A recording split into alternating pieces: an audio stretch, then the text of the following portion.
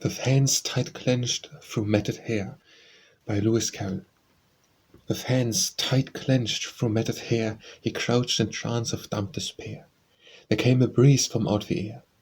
It passed the forth the glooming fled, it fanned his forehead as he sat, it lightly bore away his head. All to the feet of one who stood, like maiden enchanted in a wood, frowning as darkly as she could. With huge umbrella, lank and brown, unerringly she pined it down, right through the centre of her crown. Then, with an aspect cowed and grim, regardless of its battered rim, she took it up and gave it him. Awhile like one in dreams he stood, when faltered forth his gratitude in words just short of being rude. For it had lost its shape and shine, and it had cost him 4 and 9, and he was going out to dine.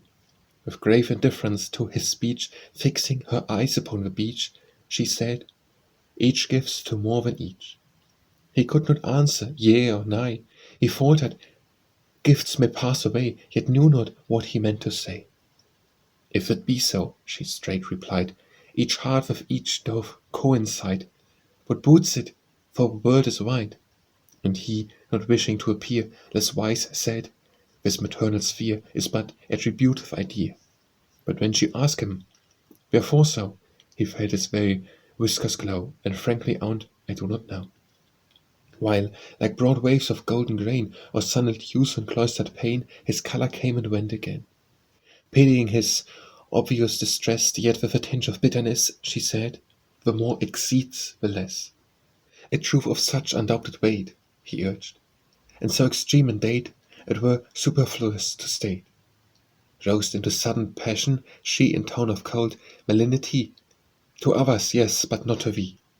But when she saw him quail and quake, and when he urged, "For pity's sake," once more in gentle tone she spake, "Thought in the mind doth still abide, that is by intellect supplied, and within that idea doth hide. And he that yearns the truth to know, still further inwardly may go, and find idea from notion flow. And thus the chain that sages sought is to a glorious circle wrought, for notion hath its source in thought." When he, with racked and whirling brain, feebly implored her to explain, she simply said it all again. Wrenched with an agony intense, he spake, neglecting sound and sense, and careless of all consequence. "Mind that believer's essence, and abstract that is, an excellent which we that is to say are meant." When, with quick breath and cheeks all flushed, at length his speech was somewhat hushed, she looked at him, and he was crushed.